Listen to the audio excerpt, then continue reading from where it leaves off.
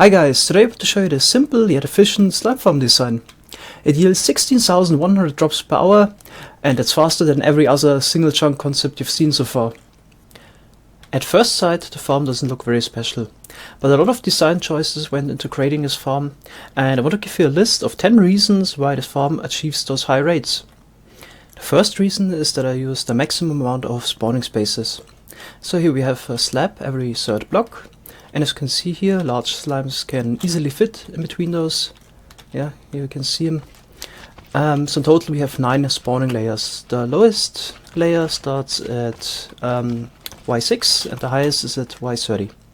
The second reason is that we have perimeter conditions. So no other mobs can spawn outside of the slime farm. And yeah, the slime farm can use the full mob cap. And to prevent other hostile mobs from spawning, we just use torches to light the area up, so only slimes can spawn which are unaffected by the light levels. The third reason is a little bit counterintuitive, and so far I've seen nobody else using this design choice for a slime farm. So slimes can spawn in layers below Y40, but our highest spawning layer is at Y30, so why don't I use the other 10 layers for slime spawning? And the reason why I do this has to do with the spawning algorithm. So the spawning attempts per chunk are divided into sub-chunks. So a sub-chunk is a 16 times 16 times 16 volume of blocks. And yeah, the spawning algorithm always checks for the highest opaque block. So in this case, the highest opaque block are those slabs here. And we have the spawning attempts are spread in between 2 sub-chunks.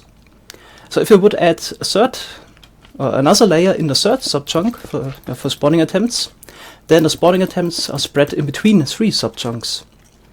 And it's easy to see, now here we have 9 layers in 2 sub-chunks, so that's 4.5 on average. If I would start using the third sub-chunk, I could add 3 more layers, so 12 layers in total. Then we just have 4 spawning layers per sub-chunk, which is less. So this farm runs faster than if you would stack up 3 more layers on top of it.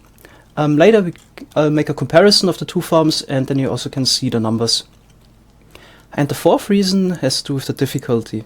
So here I play on hard mode and I've spent a few days in this world. The reason is that the size of the slimes that spawn depends on the difficulty. So on easier difficulties, more smaller slimes would spawn. And on higher difficulties, larger slimes would spawn. And obviously, since the larger slimes would split up into smaller slimes, you get more slime balls per large slime. So yeah, it's important that you play on higher difficulties to get the full rates. And since the large slimes are really the ones that bring home the bacon, we don't want to do anything that would be detrimental for large slime spawning. So on the side here, as you can see, we have those walls. And we added an extra slice on the side here, so they don't prevent any large slime spawning. So we would have this wall right here, so that's where the slime chunk starts. Then a large slime couldn't spawn here, because it would collide with the wall. That's why we have, on both sides, we have those this extra slice of blocks, so we don't prevent any large slime spawning. So this is a 18 times 16 platform. The seventh reason is it's pretty standard for mob farms, is that we don't have any spawn preventing blocks on the foot level of the mob spawning.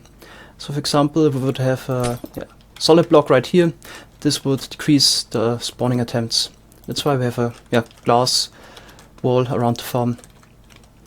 The eighth reason is that we have a very efficient killing method where no drop is lost. So in other slime farm concepts that either use cactus or lava, always a small percentage of the drops would be lost. So in for example, typical cactus killing method, about 15 to 20% of the drops got lost because the drops immediately get deleted by the cactus. Or also sometimes in lava-based farms, small slimes would jump into the lava and also the drops would be lost. But with the magma blocks here and collecting with minecarts, it's really 100% efficient. So the ninth reason is actually super important for slime farms. You need to dig out the blocks above the slime farm.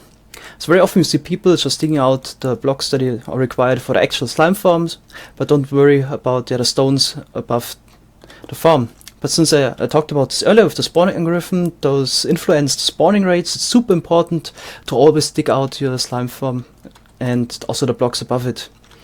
So dig out all the blocks above the footprint, which is this extra roof on the side here.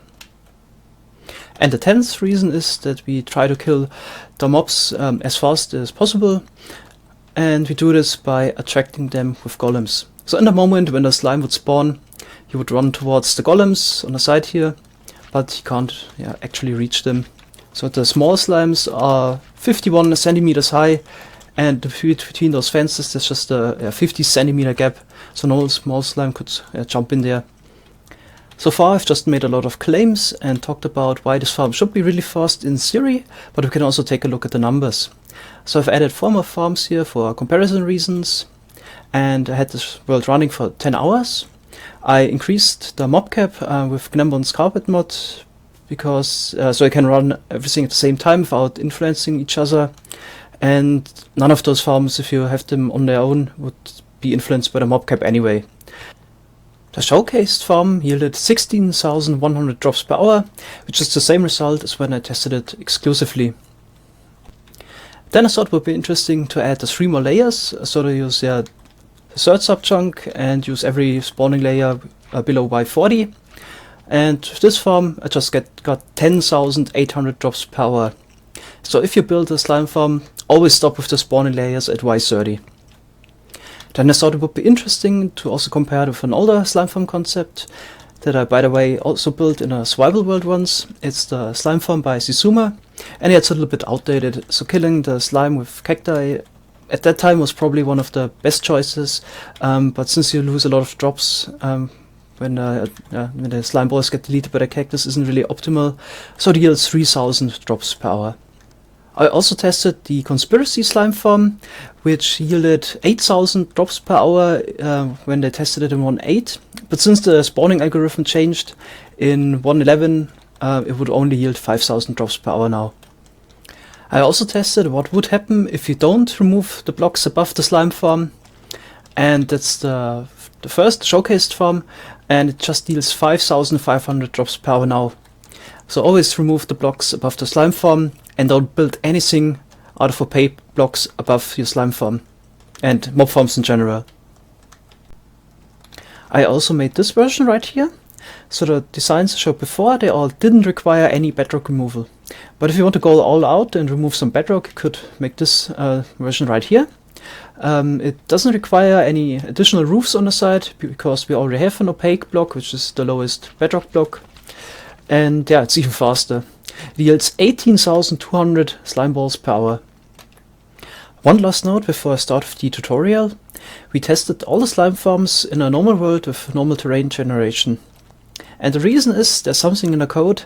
In flat worlds, slime spawning is decreased by 75%. And thanks a lot to gnembon for showing this to us. Okay, now let's start with the tutorial. I'm gonna build this version right here that doesn't require any bedrock removal, because I think that's the version that most people are interested in, but you can also find the other versions in the world downloads. Okay, I've marked out the borders of a slime chunk, and now let's start with the unloading system. So we go from bottom to top. So start with a line of rails, and to the other side. Then add normal rails like this, go back again. Okay, that's the chunk border, then one more. And one more here. Then I can remove this one again and put down blocks. Then let's go back to the other direction. And back here. By the way, you don't need all golden rails, so if you want to save on some resources, you could also mix in some normal rails in there. Okay, I have to go past it. It's a bit stupid in some locations, but yeah, managed to do it. Now let's continue with the magma blocks. So I marked out the chunk borders again with slabs here. So add an 18 wide, or 18 long and 3 wide magma platform.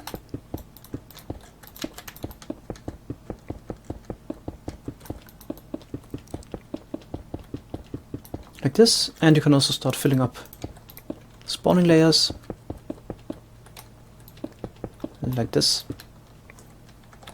Okay, I'll also add the standard minecart unloading system, but this part is a bit up to you, so where you exactly want it, so you can transport the items to your storage. Just gonna put a chest here.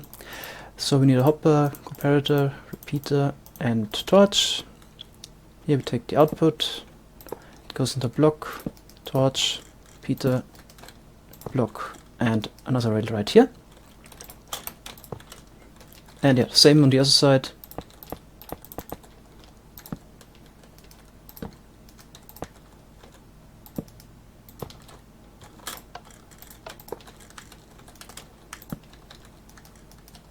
Then a rail. Okay, now we also need to power the rest of those powered rails. So let's put down a torch here and one there. I also need to update those. Do this on the side as well. So let's start with this one now, and then this torch. And here for the middle we just use some levers and power the magma blocks above. So now all the rails are powered. Now mirror the whole thing to the other side, and then also I can add the hopper minecarts already if you want to. And now we just need to fill in the space in between. I have slabs. Slab type of course doesn't matter.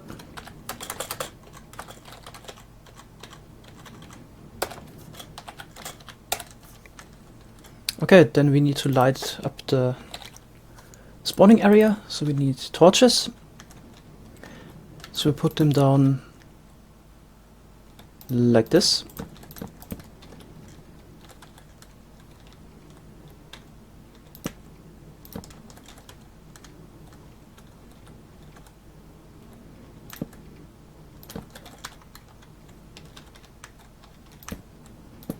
Okay, this part isn't great if you have OCD.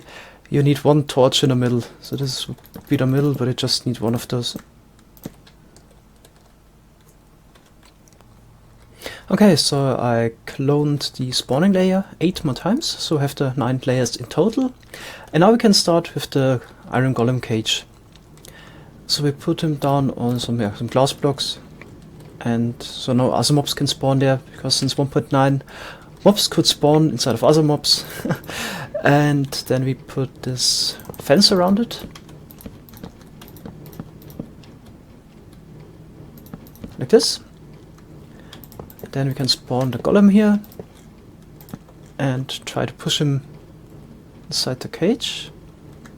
The block, yep, now he's in there. Then we can also build some blocks around it, so I don't know if you haven't lit up the area, a skeleton wouldn't shoot him. Okay, and we leave those 4 fence blocks at the head level of the golem open. Because the golems would always track the eye level of the golem, so they can see him from everywhere. One golem also covers 2 spawning layers, so as you can see here. The slimes that spawn here can look down and see the golem, and those just need to look up. Okay, so the next golem will be placed at this height. Okay. We can fill up the rest fences again, so the slimes will be guided if they fall down.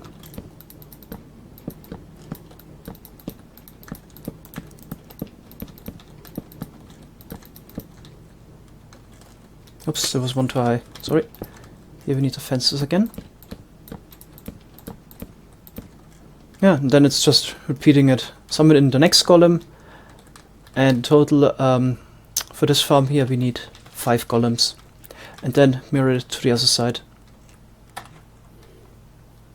Okay, I've cloned it over, and now we can add the extra roof. So here we need just some bottom slabs.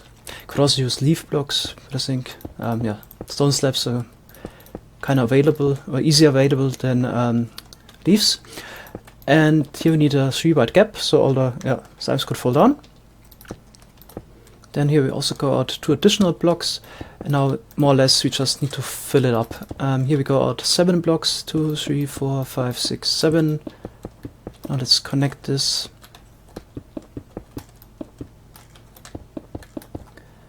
Then fill everything up in between, and do this for all 4 corners and all the sort of sides here. Just the pattern repeats.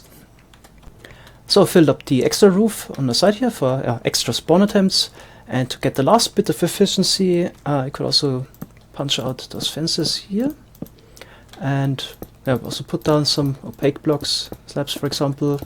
So now also those spots are covered, and we can also put bottom slabs at this height and fill it up. So now we also covered those spots.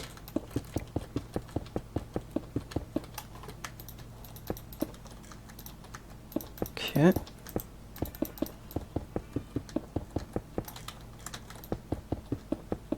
And of course do it for both sides. Okay, now all there's left to do is add a wall around it.